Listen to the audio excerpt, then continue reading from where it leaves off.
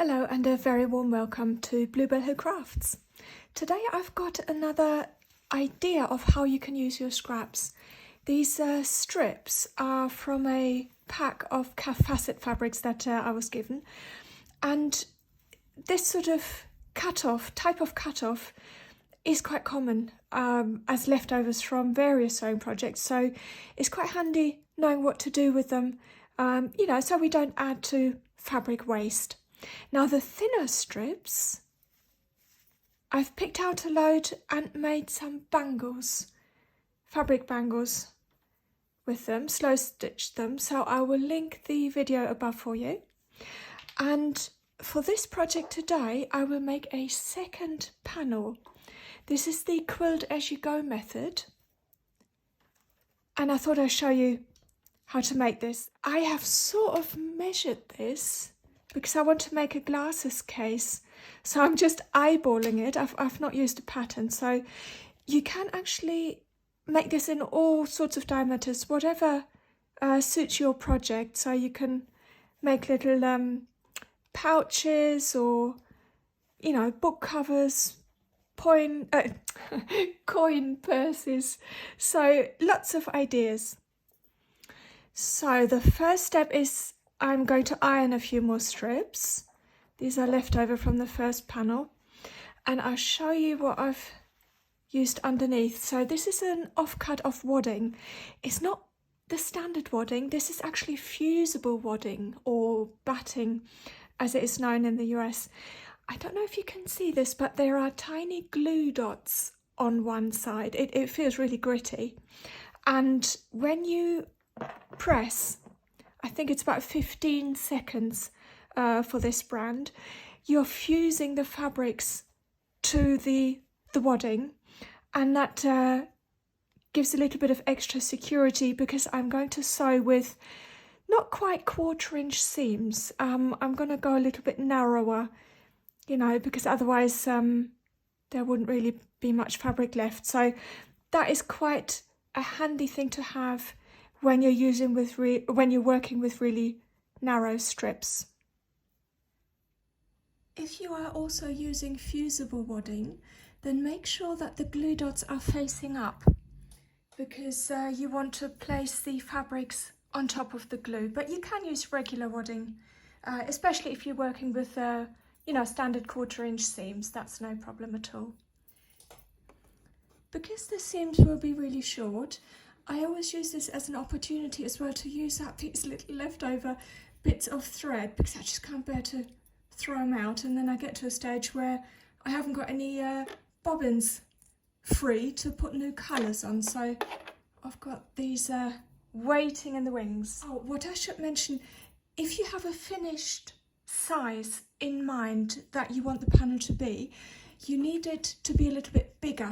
I would say at least 1/2 inch on all sides, because you need to be doing some straightening up at the end. This is where I started. I don't know if you can see, so I've put 2 little ones together, and then you're sort of building up, going round and round, and because this is oblong, once you hit the sides you're just filling up each end. I'm going to pick one of the wider strips for the middle. So this is my starting piece, and I'm going to put it face down, and I will sew the first line before folding it back.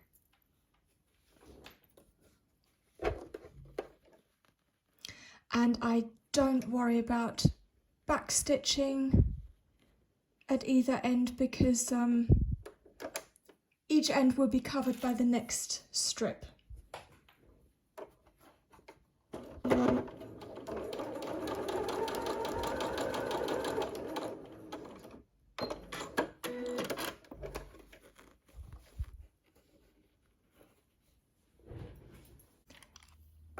I don't know if you have one of those seam rollers, but they really are wonderful. Let me just change the camera, because you don't need to get the iron out, and it saves so much time. and energy, and gives you a really nice finish because you get those crisp lines. Yeah. And I'm going to put another piece, I'm going to go for something a little bit slimmer.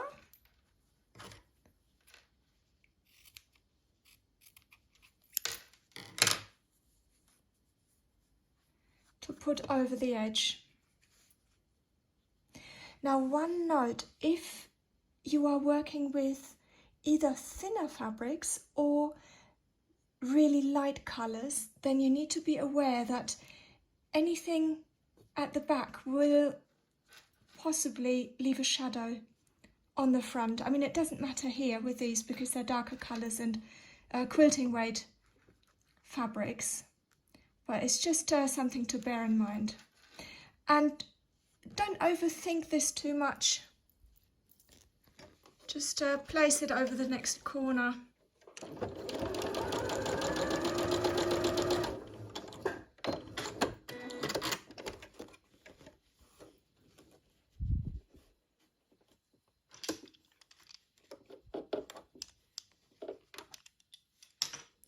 I don't even worry about trimming any of these threads off because they'll just get covered.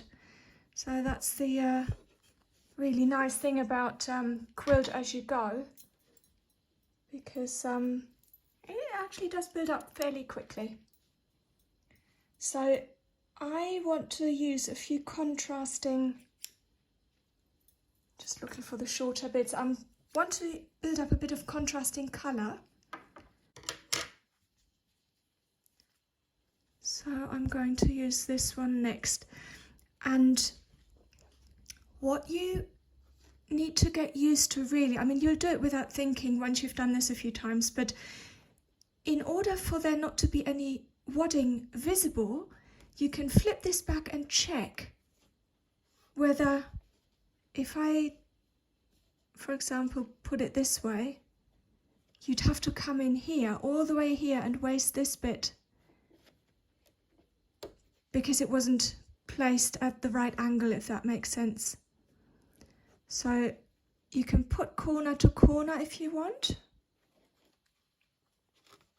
and build it up that way. But sometimes, depending, I mean, it's hard to explain, but depending on how round you want this to be, you might need to shorten the journey a little bit and then just make sure that you end up on the edge. So can you see the difference? So if I was going this way or that way, the angles would, will look very different on this side. I'm just going to go this way.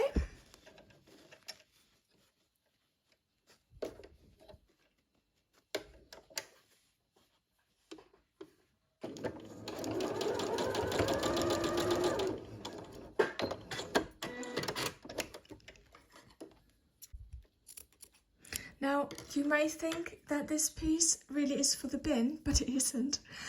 And I'm going to link another video up there for you. I'm using 3/4, was it 3/4 of an inch? I'll have to look that up, but I've made a video for quilted cards where I'm just using little squares and make greeting cards from them. So even these little bits, they're worth saving.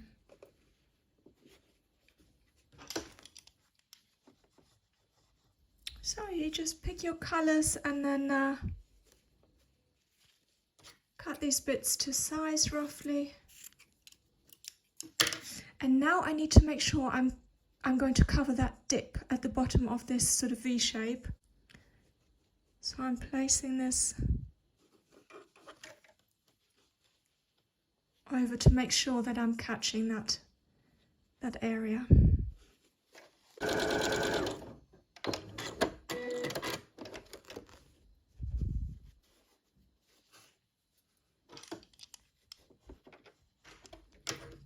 So if you're going with a line like this next, you can, if you want to, trim this back a little bit, but you don't have to.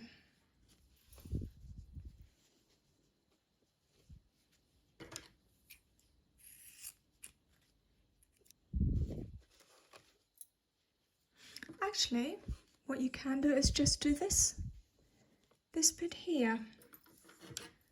I'll just grab a even shorter piece.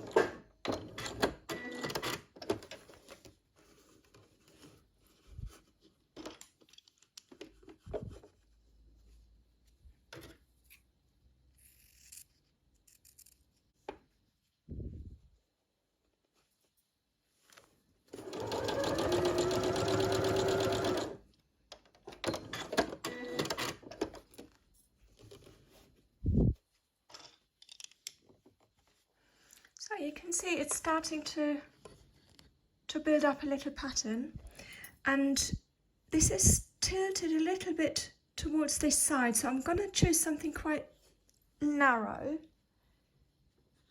See if this is quite narrow. It's the same, so let's choose some orange, and then I'm going to go with a really scant seam.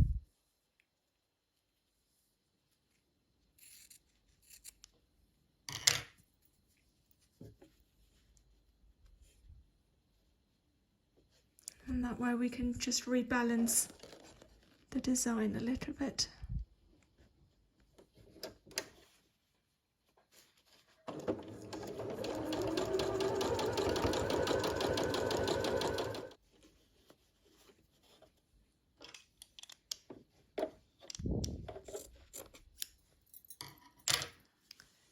Sometimes it helps visually if you trim back a little corner, you know, to know where to go next. So you can always do that if you want to. So it's time for a few dots.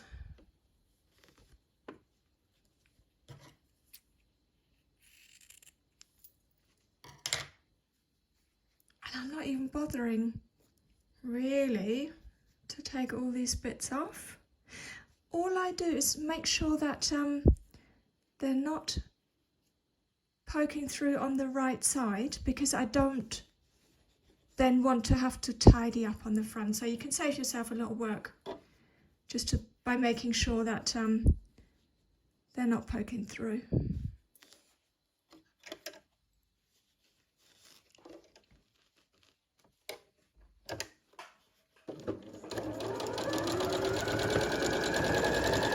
So I think you get the idea. Sorry, I hope you can see that properly. I'm starting to build up the patterns, and I'll meet you back when I've gone out to both sides, just to carry on at each end a little bit more. So this is how far I've got, and I just wanted to give you a couple of options of how you can fill up the sides. Depending what you want the design to be, you can either continue with a sort of rose petal shaped pattern, and for that you need to have different points. So if you were to just add 2 strips working upwards, you'd only have 1 point, and you're ending up sort of with an apex, which you could vary, you know, by moving that about, but I actually want more than 1 point pointing up. So I'm going to add a little light coloured strip here. You can see that actually gives me then, when the next lot comes in, 1 point and another point here.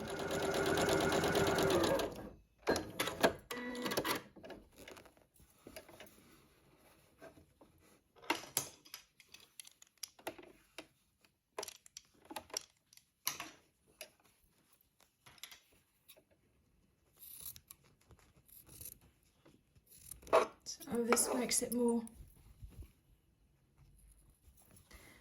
So you've got a point here and a point there. And then you can just build up.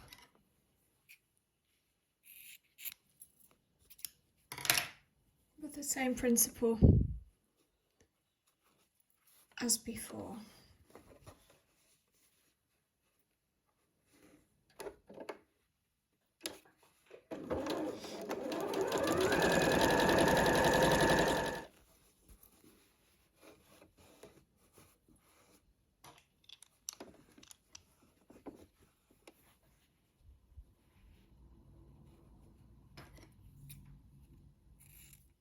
So I'm just going to make sure that I'm covering that little join there so that it won't be visible.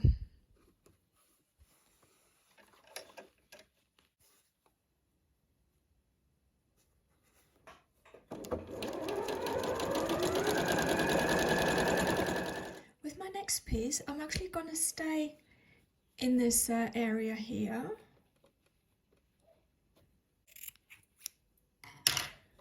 And just add another piece to cover this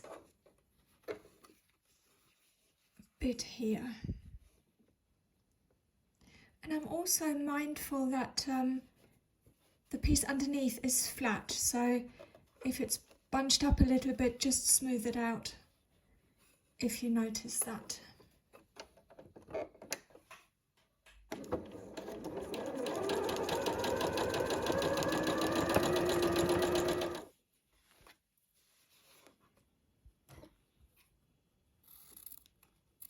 So again, just to illustrate where I'm going next.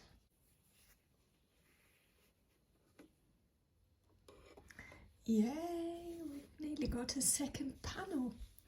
So I'm just adding the last bits here, and I just wanted to show you how you can influence the lines as well. So rather than adding a piece parallel to the previous piece, by angling a little bit, you can put another gradient in here and slant the pieces a little bit, which is what I'm gonna do here, bearing in mind that I will need to cover that corner. Touch wood, that piece is wide enough.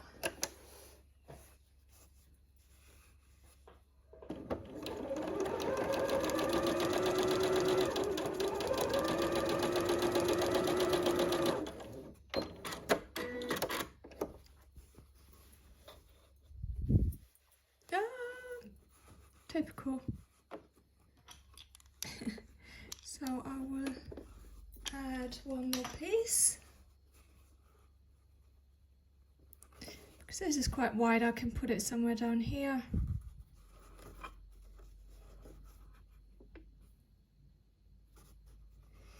Making sure though, once I flip the fabric up, I'm level with the edge.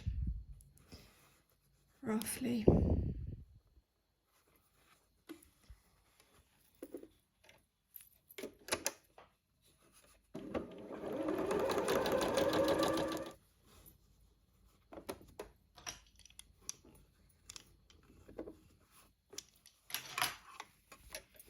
I'm just going to cover this last bit with one more piece, and then I'm going to fuse the fabric to the wadding.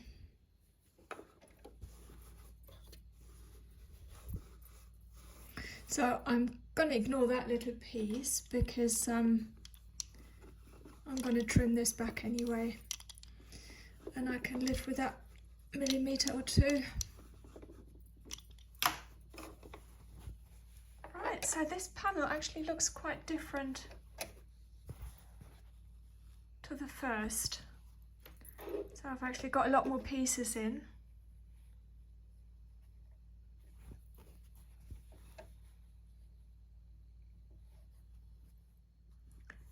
Just a little thought on the fusing of the fabric to the wadding. check with the manufacturer's guidelines because they might vary a little bit from brand to brand, but with this one here it's 15 seconds. And what I make sure is that for the first sort of 8-9 seconds I don't move the iron, so I'm literally just pressing down, and in order not to get an outline of the iron imprinted, for the last third of the time I'm slightly moving it over and again pressing, but I'm not sliding as if you're ironing clothes. So when you move, you're sort of lifting it and moving it along. That way you're preventing any shifting or any sort of bunching up of the fabric. So I hope that makes sense. Once it's all fused, I'm going to trim the edges and make sure that both panels are the same size.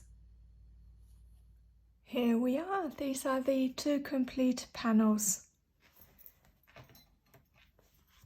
I'm really pleased with how they turned out.